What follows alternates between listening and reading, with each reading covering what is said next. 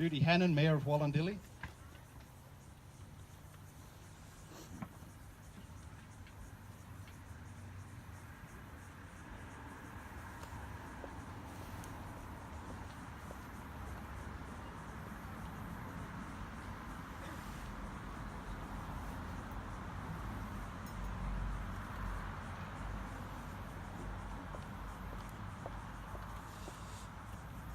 MacArthur Anglican School.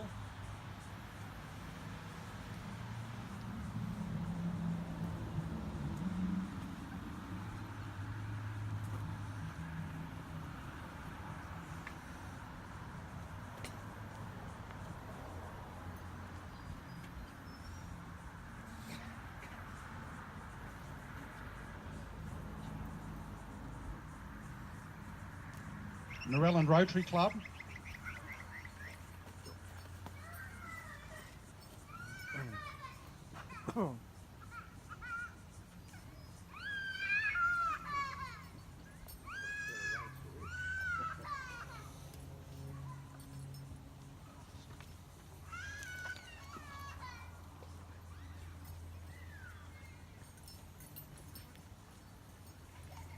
Jetta Rax, who's representing her husband Peter, who did the restoration of the stone.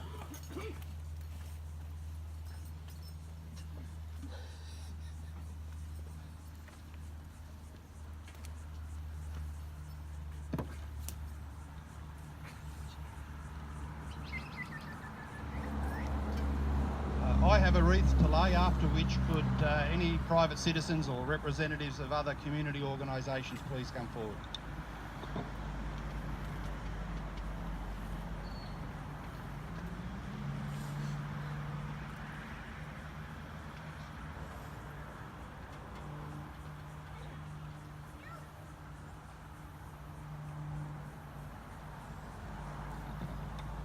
Any other wreaths or floral tributes? Thank you.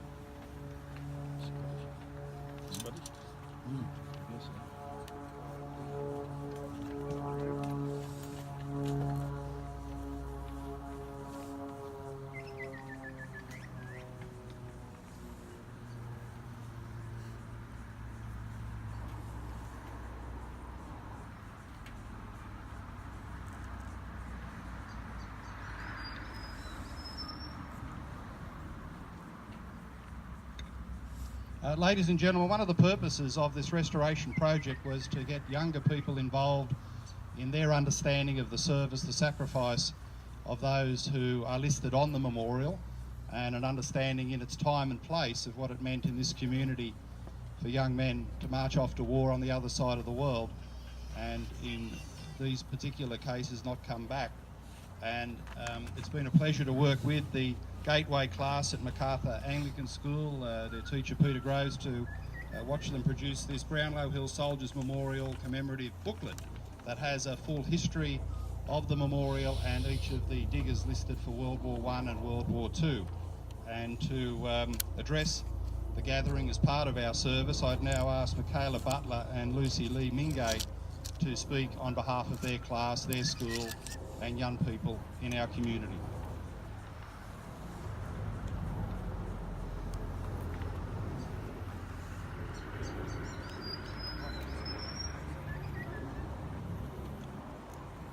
The centenary of Armistice is a way for us to show our deepest gratitude for the soldiers that gave their lives for their king and country, as is inscribed in both plaques. Each year we celebrate Anzac Day and Remembrance Day as a way to commemorate the soldiers that have served or are currently serving in various wars around the world, some of whom have paid the ultimate price. Today is a particularly special day because it marks the centenary of the conclusion of World War I. On the morning of the 11th of November 1918, there was once again silence and peace on the Western Front in France and Belgium, for the armistice was signed, meaning that all countries made a truce or an agreement to stop fighting. This is why I believe that the centenary of Armistice is a day that we should not only remember those who fell in battle, but also pause and celebrate the wonderful peace and freedom that we enjoy today. When Mr. Latham invited our class to be involved in researching the soldiers that are listed on this memorial, it was a great honour.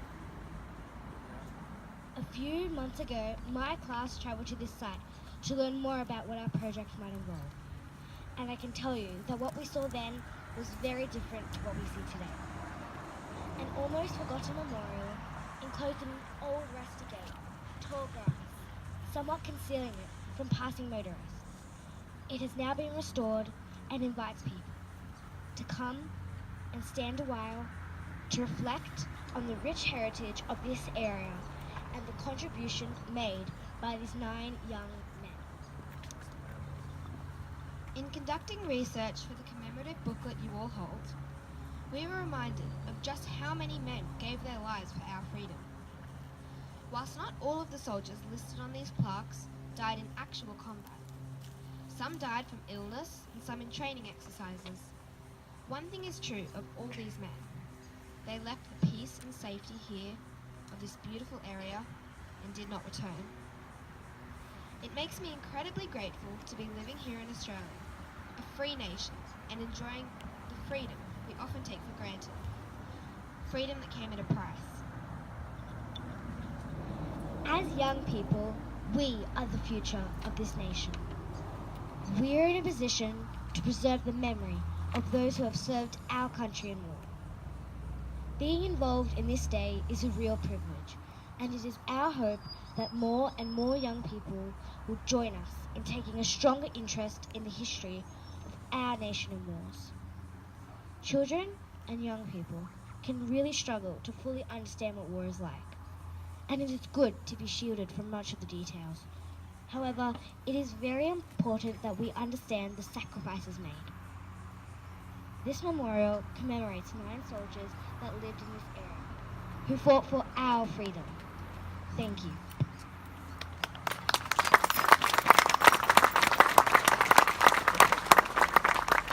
Didn't they speak well? I should point out they're also part of the school's star debating team that finished an unlucky second in the state final earlier this year. So we thank you very much, Lucy and Michaela.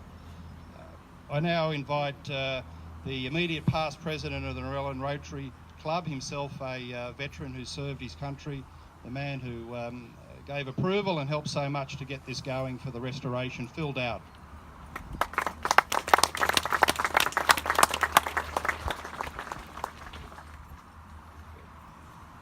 Thank you, Mark. That's a bit of a hard act to follow, isn't it? Well done, though, kids. Distinguished guests, ladies and gentlemen, young ladies and gentlemen, fellow veterans, especially a special guest here today, Bob Moyle coming along, made a great effort. Fellow Rotarians. When I was first asked to say a few words here today, I was worried about what I might say, and but then a recent event that the Rotary Club undertook made it a bit more easier for me. A few weeks ago, we'd done a weekend trip, a social trip down to Canberra, where we visited the Australian War Memorial. When you enter in there, down both sides on the walls are names of hundreds of thousands of soldiers that got killed in all the wars, from the Boer War to the recent conflict in Afghanistan. And touring around, I noticed that a lot of people became visibly touched and emotional when they started realising that those names up on the walls were actually sons and fathers and brothers and mates that paid the ultimate sacrifice trying to protect our country and our way of life. And the same thing applies to our memorial here at Brownlow Hill. And the names of 9 of our local heroes lost their lives in World War I and II. And I really thank Mark Latham for having the initiative and the respect to wanting to preserve this monument in honour of the 9 veterans. Remembrance Day is a chance to reflect and remember those that lost their lives serving their country and I think it's very appropriate that we celebrate the opening of refurbishment of this monument today in honour of the well-worn diggers whose names are on here, as we celebrate the 100th anniversary of Armistice Day, the day the war ended. And I hope we never see this happen again. Initially, Mr. Latham approached Tony Parrish to seek assistance for restoring this monument, and he passed it on to me. I was president of the Rotary Club at the time. So I put it to the board and unanimously agreed that we put money into this place, and then I handed it over to now President Marty Magro, and I really thank him for a job well done, he and his team. I congratulate and thank the students for the research and production of that booklet. It's really great, and I urge everyone to read through it. It's very interesting. Thank you very much, Mark. Well, as Phil mentioned, the Rotary Club had a handover of its leadership midway through the project in their annual cycle, and I now invite the current serving club president, Marty Magro, to come forward and address the gathering. Thank you, Mark. It was about 5 months ago that Mark approached our club for the support to refurbish this monument. We all agreed that it was a worthwhile project and an important area, an important part of our area's history that had been neglected. We also agreed that instead of just writing out a cheque to pay some contractor, that we would take on the project and do it ourselves. With the help of our Community Services Director Steve Maloney and Bill Moore, they really got things done. The working bees we had up here early on Saturday mornings were with our club members of the community, and also guys like Tony Perrich and Mark Latham were right here on the end of the shovel, laying pavers, planting trees. So everyone involved worked hard, we had a laugh, and we all had a bit of fun. The support offered to us from the local community has been incredible. People like Peter Rack's Memorials, Downs Wholesale Nurseries, Camden Hire, TRN, Oakworth Homes, More Landscaping, and Perrity from Cobbitty Clean Water Cartage. When you look around here today and you see Camden RAF cadets, the kids from Macarthur Anglican School, Cobbitty Scouts and the Rural Fire Brigades, Judy Hannon and the Mayor of Wallandilly, and Angus Taylor, our federal member, who have also offered their help throughout the whole process. As a Rotary Club and Narellan president, I'm so proud that we've had the opportunity to be involved with such an important project that has truly brought the local community together. And I'd like to thank all the people involved for their help and making it fun.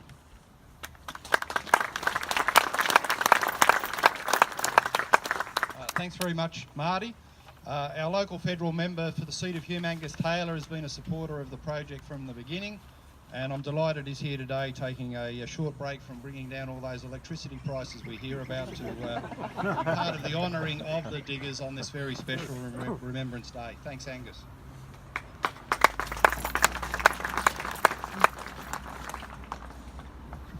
Thanks, Mark.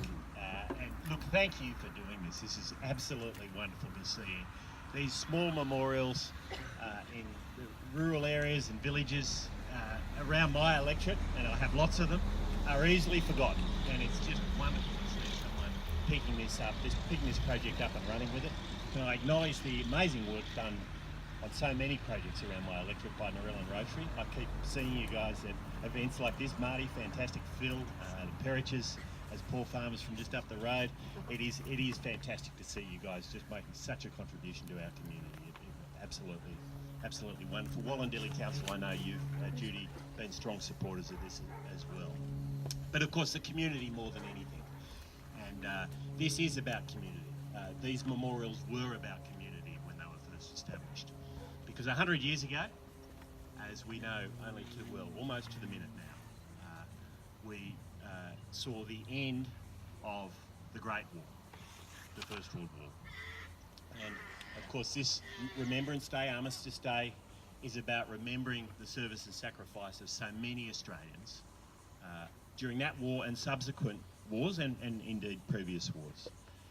We gather here because we are remembering the service and sacrifice of those wonderful servicemen and women in our country today and in the past. They were men and women who, and are, doing what they're doing and did what they did because they believe in something greater than themselves. And they were people like the ones you see on this board, Victor Hansen, Frank Paul, Eustace Pepperell and so on. These people are our heroes. One of my greatest heroes was my grandfather. And exactly 100 years ago today, he was on a train returning from the UK to the trenches in France, having been badly wounded at the Battle of Bullecourt in 1916 at the age of 17. He very rarely spoke about the war, but I do remember him telling me about that train trip. When they got news, as they arrived at a station, that the war was over, the sense of emotion, joy, but also sorrow for the 62,000 people they were to leave behind at those battlefields. 62,000. What he wasn't to know and what they weren't to know was the extra 60,000 who were to die in the subsequent years, mostly when they got back to Australia. And the many more, himself included, who dealt with their demons for the rest of their lives. But they were demons that built this country.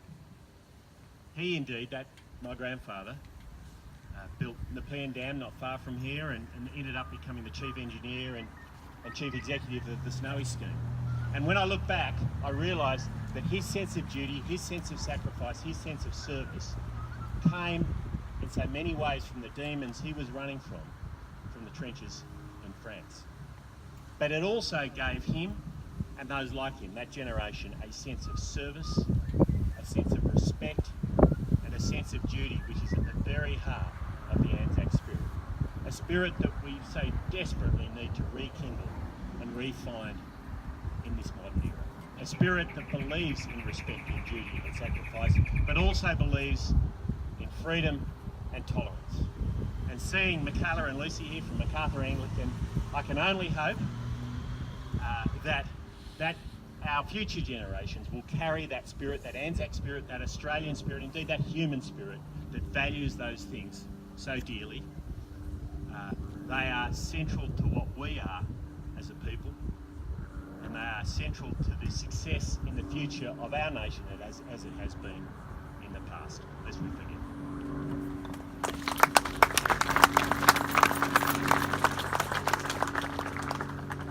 We're lucky in the Wallandilly Shire to have such an effective local representative as Judy Hannon, who's always there to look after the ratepayers and the citizens. Even when I ring up about a traffic matter, she gets the job done. I think she's a wonderful representative. She's been a tremendous supporter of this project, and I'd ask Mayor Judy to now address us.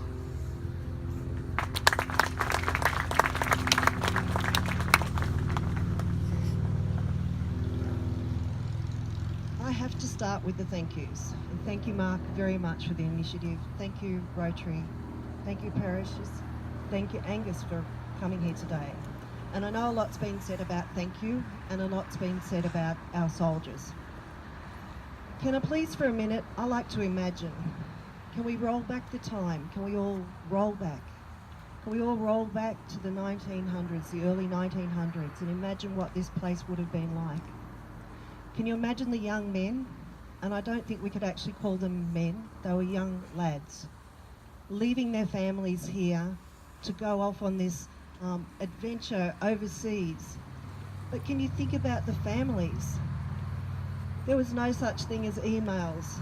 There was no cameras or telephones. So many of these people just waved goodbye to their loved ones, never to be seen again. And I only just got told this morning about Eustace, who's one of the gentlemen on this particular plaque, and how his mother fought for very many years to get some of his belongings brought back to Australia, only to have them lost in the boat Batavia.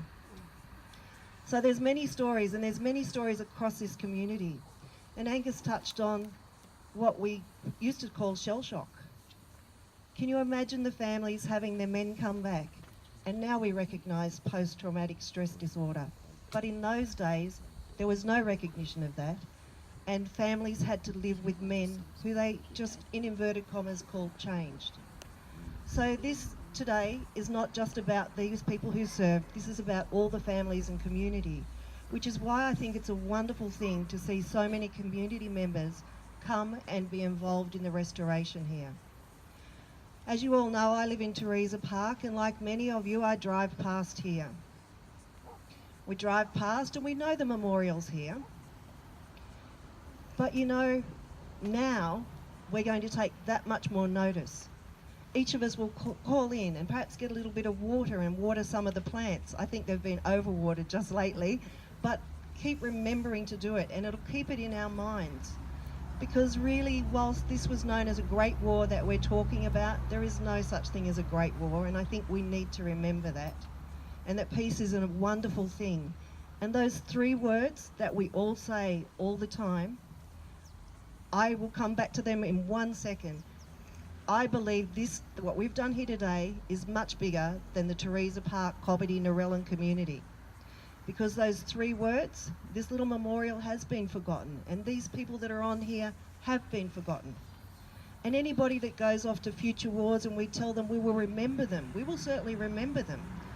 This has been a little forgotten. So what we've done here today is those 3 words, lest we forget. Thank you.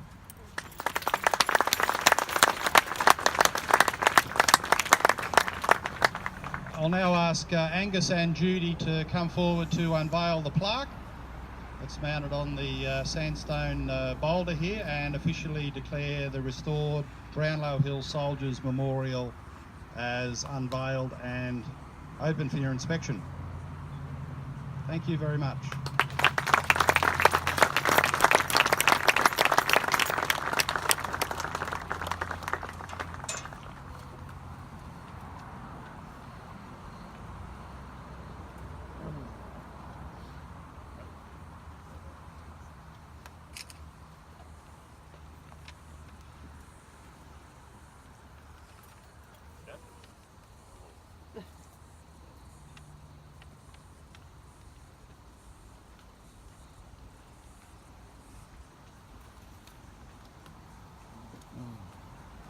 We're coming to the close of our service, ladies and gentlemen, and in a short moment we'll have the national anthem.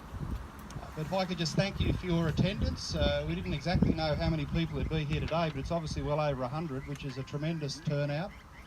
We are here for respect and restoring this memorial to the dignity it deserves. But can I in particular thank younger people who are here today, because I'm probably all restored out with my efforts at Mount Hunter and here, and I'm hoping that younger people will remember this centenary of Remembrance Day. And if you're ever passing through 10, 20, 30 years ago, please remember that today we showed respect and restored this memorial with the dignity it deserves, but it's your generation that needs to make sure it doesn't again fall into disrepair, covered in grime and dust, a blackened memorial. So I leave it with you to carry it forward. I know you will, and I thank everyone here today. We now will have the singing of the national anthem sans music, so it's up to us to remember the words, or you've got them there, and sing them as proud Australians on such an important national day. Praise and up.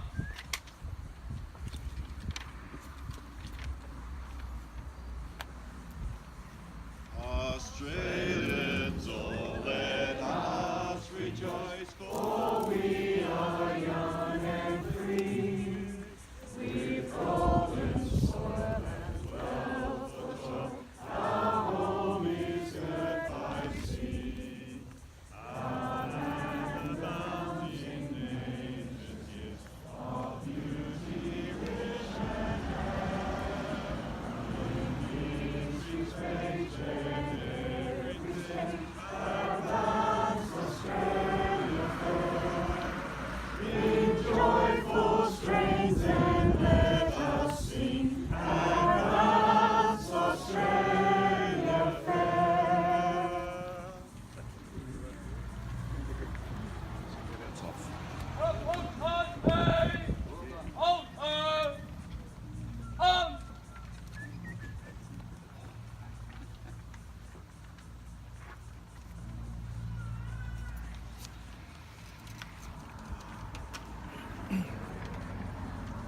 whole party will dismount. Telephone passing! Inwards! 10! Telephone passing! Wait! 1!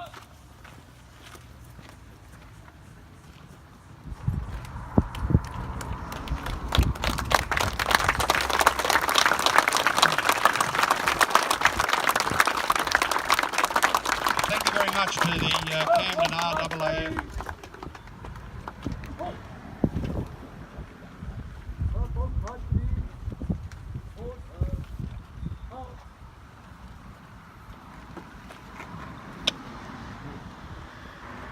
Thank you very much to the Camden RAAF cadets for being part of our service here today, and I particularly want to thank Chaplain David for his role, especially the fact that for one frightful moment I thought I might have to sing into a microphone, and he said he was actually a good singer. I don't mind doing speeches, I quite like doing speeches, but singing, I'm afraid, is not my go.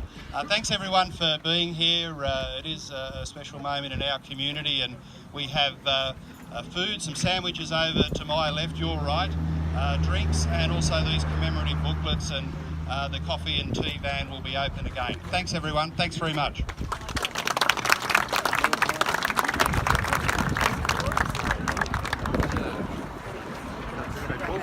Good, mate. Yeah, go on, thanks.